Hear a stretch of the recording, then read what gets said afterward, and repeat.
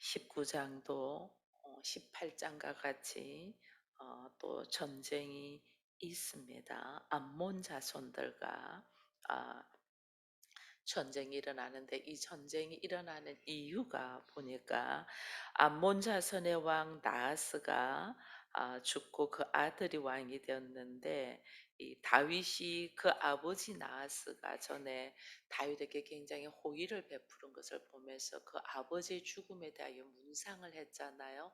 그러니까 은혜를 갚는 거죠. 피차 은혜는 은혜로 갚아 나가는데, 그 아들과 함께 암몬 자손의 백성들이 이야기하기를 조문 사절로 보낸 것은 다윗이 부친을 존경해서가 아니고 우리의 땅을 정탐하려고 엿보려고 온 거다라고 해서 할 때, 그 나스의 아들이 그 신하들의 말을 듣는 거죠. 사람의 말소리에 귀를 기울이면 우리는 분별력이 없어져요.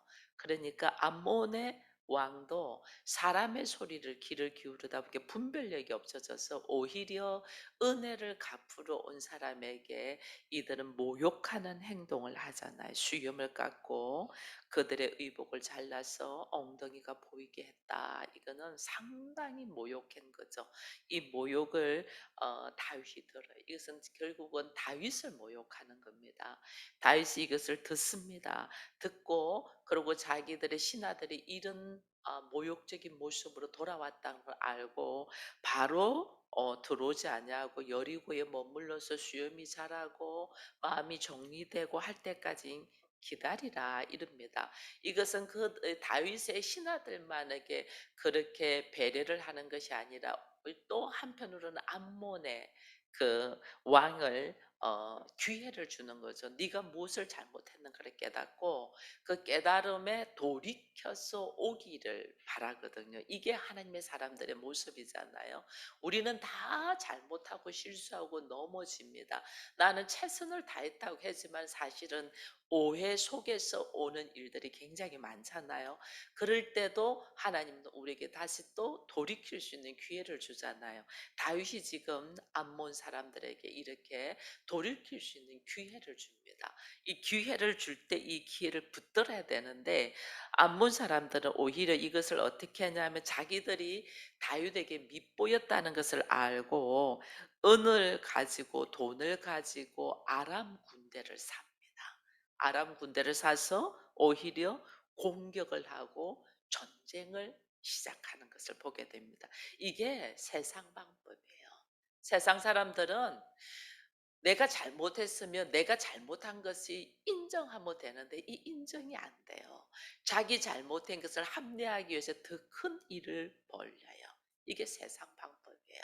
이 다윗은 그 은혜를 모욕적으로 하는 것에 대한 기회를 주고 있었는데 그 기회를 오히려 공격하며 전쟁을 일으키니까 할 수 없이 전쟁을 하게 되죠. 이 전쟁 속에서 하는 전쟁하는 모습을 보면 요압 장군을 보냅니다. 요압과 요압 장군의 동생인 아비새를 보냅니다. 근데 요압과 아비새가 이 암몬 자손들과 전쟁하면서 하는 이야기가 여기 보면 재밌습니다. 12절에 보면 이러면 이르되 만일 아람 사람들이 나보다 강하면 네가 나를 돕고 말이 암몬 자손이 너보다 강하면 내가 너를 돕겠다. 이게 뭐예요? 서로 협력하는 거예요. 서로 돕는 거예요. 하나님의 방법은 이래요. 서로 협력하고 서로 연합하여 하나가 되어서 돕는 거예요. 그러나 이 세상 방법은 그렇지 않아요.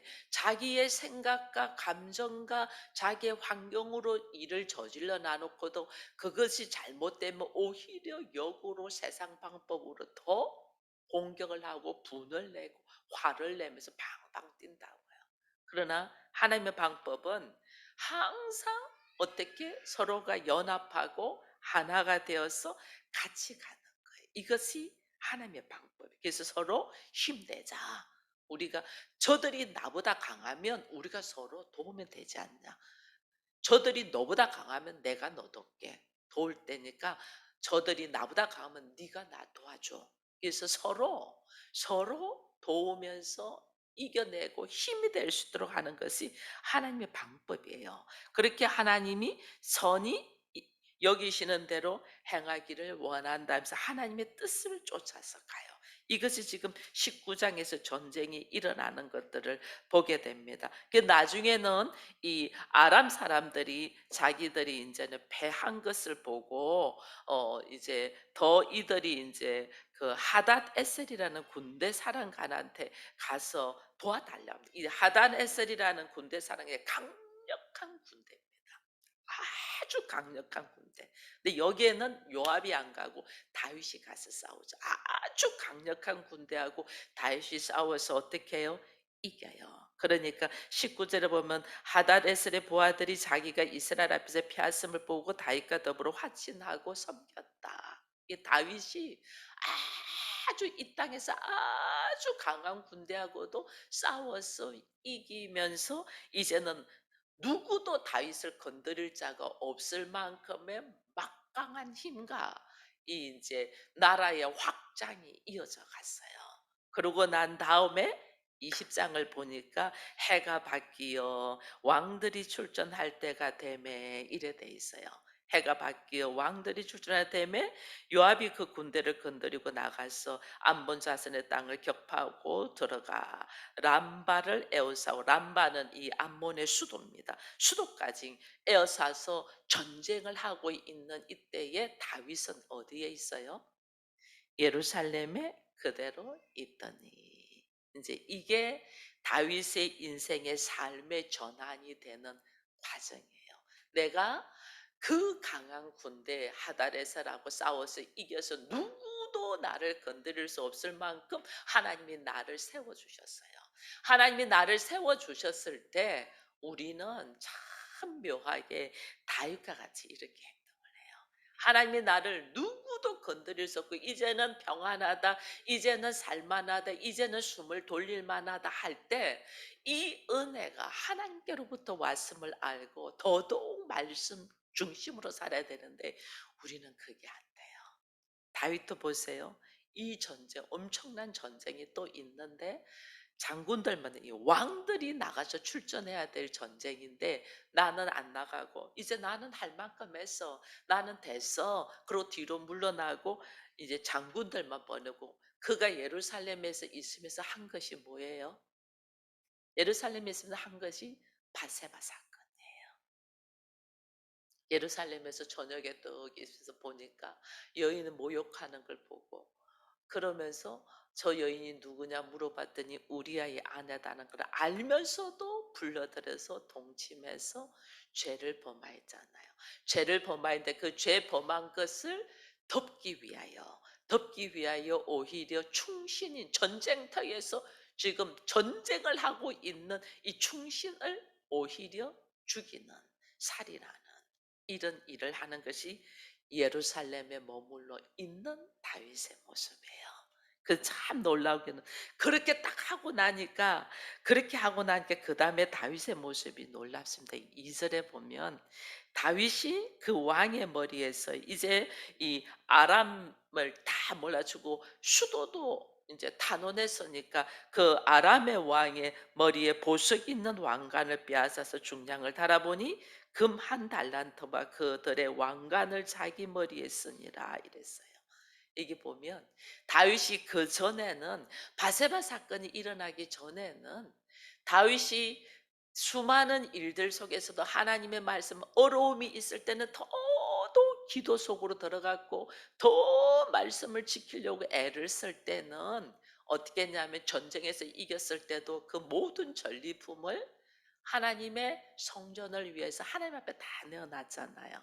근데 이제 누구도 다윗을 건드릴 자가 없고 내 위치가 딱 서고 하나님이 평안을 주시고 그를 세워주고 나니까 하나님의 말씀대로 안 살고 자기의 감정과 자기의 생각으로 살면서 바세바를 범하는 위선과 거짓과 살인을 범하고 난 다음에 다윗의 행동은 전쟁에서 이긴 전리품을 하나님 앞에 내려놓지 않냐고 어떻게 해요? 자기 머리에 섰다. 자기 머리에 섰다. 세속적인 왕이 돼버린 거예요. 세속적인 왕은. 왜냐하면 왕들은 자기 마음에 들면 어떤 여인도 다 내 걸로 하잖아요. 이 충성으로 하는 그 자기 앞에 몸과 마음을 바쳐서 충성하는 그 장군의 여인도 뺏어버리고 그 뺏은 것도 모자라 가지고 장군을 은밀하게 죽여버리잖아요.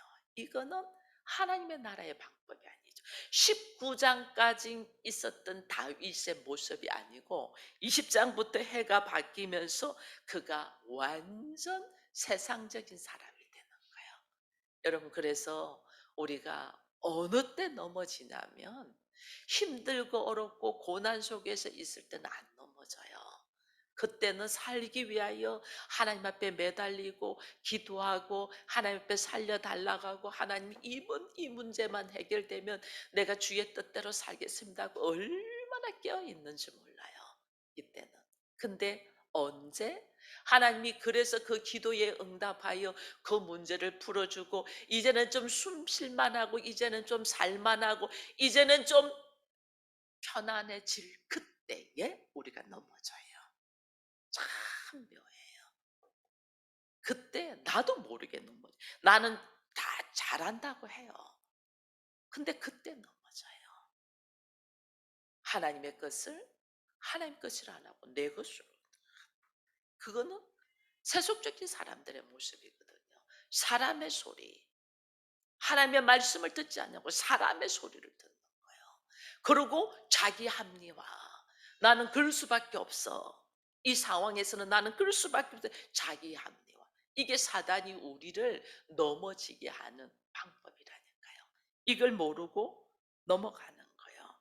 얼마나 다윗의 모습이 사실은 이 역대상에서는 열왕기 상하에서는 북쪽 이스라엘과 남쪽 유다에 대한 이야기, 모든 왕들에 대한 이야기라는 게 그들의 세세한 게 다 나오는데, 역대상하는 남쪽 유다에 대한 구속사, 이게 하나님께 선택받은 사람들의 모습이 나오기 때문에 이들의 이 부족한 모습을 자세히 적지는 않아요, 사실은. 그죠? 그냥 한 절로 1절에서는 이 다윗이 예루살렘에 그대로 있더니라는 걸로 한 절로 딱 끝냈는데, 2절에서는 그 한 절로 다윗이 그 왕의 왕관을 뺏어서 자기 머리에 썼다는 한 절로 다윗이 인생의 삶에 수많은 아픔이 있었던 것을 한 절로 딱 묶어버리는 거예요. 생략해버리는 거예요. 이게 참 놀라워요. 이 안에 인간 안에 있는 다윗 안에도 여전히 하나님께 부름을 받고 하나님의 은혜의 가운데 살고 하나님의 합한 자라 인정을 받은 자, 또 그 내면 안에는 여전히 세상적인 것이 있는 것을 한 절로 그냥 딱 보여주는 거예요. 이 우리 모두 마찬가지예요. 여기 있는 저도 마찬가지고, 저도 어느 순간에 세상적인 법. 여러분, 제가 말씀드렸잖아요. 40일 두끼 금식하면서도 그렇게 행복하고, 지금 제가 생각하면 오늘도 아침에 지금 장로님하고 새벽에 나오면서 둘, 왜 배가 고프지? 이렇게 했다니까요. 어제는 저녁도 먹었거든요. 저녁도 맛있게 먹었는데 새벽에 왜 배가 고프지? 둘이서 하는 말이 뭐 "과자라도 비상식품 먹을까?" 이러면서. 그래서 장로님도 아침부터 이러면서 어떻게 두 끼를 금식했는지 모르겠어요. 그것도 40 일을. 근데 그거 행복하게 막 너무너무 행복하게 했거든요. 근데도 그 속에서 한번 푹 찌르니까 막 완전 도루묵 되듯이 우리 안에서 그냥 다 뒤집어지잖아요. 이게 우리예요. 언제든지 넘어질 수 있고 언제든지 나락으로 떨어질 수 있고 언제든지 세상 방법으로 우리는 살 수 있는 존재예요. 하나님의 전적인 은혜로 우리가 이 자리에 있고 하나님의 자녀이지 누구든지 그럴 수 있다는 거예요. 다윗의 모습을 보니. 근데 참 놀라운 거는 4절 이후의 말씀입니다. 4절 이후에 다윗이 누구랑 전쟁을 해요? 블레셋과 전쟁을 합니다. 이후에 이래 돼 있습니다. 이후에 이제 다윗이 마지막 전쟁이 있습니다. 이후에라는 말은 다윗이 하나님의 은혜 속에서 있었지만은 수많은 사건들이 있었습니다. 그 사건들이 다윗의 아들 중 하나 암논이 그 배다른 동생 다말을 강간했고 그것 때문에 열불이 나가지고 다말의 오빠인 압살롬이 암논을 또 죽여버리고 또 압살롬이 다윗을 반역해가지고 또 죽이려고 할 때 도망 다니고 수많은 일들이 있었잖아요. 그 수많은 일들 속에서 바세바의 사건과 우리아의 사건과 뭐 말할 수 없는 여러 가지 일들이 있은 후에 다윗에게 있는 마지막 전쟁이 또 블레셋과의 전쟁이에요. 근데 여기서 참 놀라운 것은 이 블레셋과의 전쟁이 다윗이 처음에 전쟁한 것이 블레셋과의 전쟁이에요. 다윗이 처음에 뭐 때문에 다윗이 사울의 눈에 들어왔고 사람들이 다윗을 좋아했어요? 블레셋의 누구와 전쟁이었어요? 골리앗과의 전쟁. 블레셋의 가드의 사람 골리앗과의 전쟁. 이 전쟁에서 다윗이 어떻게 했냐면 너는 칼과 활을 가지고 나오냐 창을 가지고 나오냐 나는 만군의 여호와의 이름으로 나간다. 그 어린 다윗이 그 거인인 골리앗과의 전쟁에서 이기면서 나라의 다윗이라는 이름을 하나님이 세워줬잖아요. 그 마지막 전쟁도 블레셋과의 전쟁을 하나님이 하게 합니다. 근데 참 재미있는 것은 블레셋과의 전쟁에서도 오늘 5절에 보면 이런 말이 있습니다. 다시 블레셋 사람들과 전쟁할 때에 아일의 아들 엘하나니 어느 사람? 가드 사람 골리앗의 아우 라흐미를 죽였는데 이 사람의 창자루는 배틀채 같았더라. 또 가드에서 전쟁할 때 그곳에 키 큰 자 하나는 손과 발에 발가락이 6이 모두 24이 있는데 그도 키가 큰 자의 소생이다. 그가 이스라엘을 능욕함으로 다윗이 다윗의 형 시므아의 아들 요나단이 그를 죽이니라. 가드의 키 큰 자의 소생이라도 다윗의 손과 그 신하의 손에서 다 죽었더라. 가드의 키 큰 자, 누구를 연상해요? 골리앗을 연상하는 거예요. 블레셋 사람임에서 가드의 키 큰 자, 골리앗을 연상하는. 그리고 또 여기에 가드의 사람 골리앗의 아후 라흐미를 죽였다는 어떤 이 가드의 골리앗을 딱 생각하게 하면서 하나님은 마지막 전쟁에도 가드의 블레셋의 키 큰 자들 다윗으로 하여금 생각하게 하는 거예요. 처음과 마지막이 전적으로 하나님의 은혜지. 하나님의 은혜가 아니고는 다윗이 전쟁에서 이길 수 없었음을 상기시키는 거예요. 그래서 다윗이 지금 하나님이 높은 곳에 세워줬어요. 누구도 다윗을 건드릴 수 없을 만큼 높은 곳에 딱 세워줬어요. 그 세우고 난 다음에 블레셋과의 전쟁 속에서 하나님이 다시 가드의 키 큰 자들과의 전쟁에서 하나님이 다윗에게 딱 깨닫게 하는 것이 너의 첫사랑. 네가 하나님의 은혜를 받았을 때 첫 번째 그 감격. 골리앗을 이길 때의 너의 믿음. 그 믿음으로 통하여 오늘 여기까지 왔어. 이제 마지막 전쟁에도 블레셋의 가드의 키 큰 자들을 이기면서 전적인 하나님의 은혜로 왔음을 보면서 오늘 다윗은 수많은 실수와 잘못과 아픔과 윗선과 살인과 거짓으로 있는 다윗을 하나님이 다시 세워 가시는 것을 우리가 보면서 오늘 나의 나됨은 전적인 하나님의 은혜이지 나의 어떤 공로나 수고가 아니라는 것을 우리가 다시 보면서 하나님은 나에게 뭐하냐면 너의 첫사랑을 회복해. 네가 받은 그 은혜의 감동을 회복해.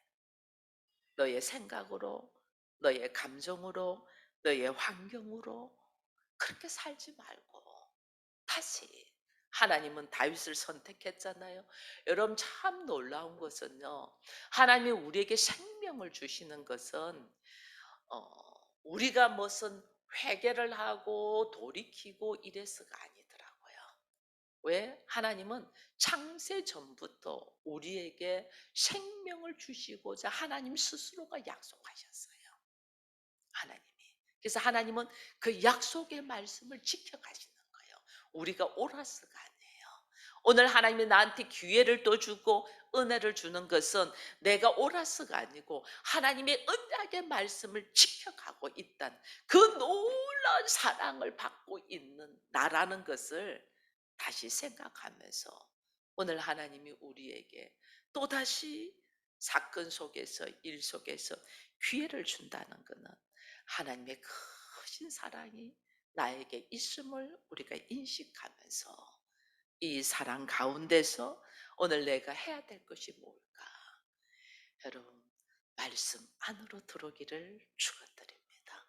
말씀이 나의 삶으로 통하여 인격이 될 수 있도록 하나님의 말씀이 어떤 능력이 있는가를 내 생각으로, 내 감정으로, 나의 환경으로 살지 말고 내가 말씀을 이루어 갈 때에 그 말씀이 나에게서 어떻게 능력으로 나타나는가를 경험하면서 누릴 수 있는 삶을 살기를 축원드립니다. 이런 삶 속에서 오늘 하나님 우리의 인생에 죄악의 길을 우리가 걸을지라도 하나님은 은혜로 우리를 이렇게 세우심을 감사하면서 내가 옳았음도 아니고 지금 나의 행동이 잘하기 때문에 하나님이 받아주시는 것이 아니고 나는 지금 하나님의 말씀을 무시하며 내가 하나님을 아프게 하고 있을지라도 하나님이 나를 사랑하셔서 나에게 새로운 기회를 허락하시고 있다는 걸 알고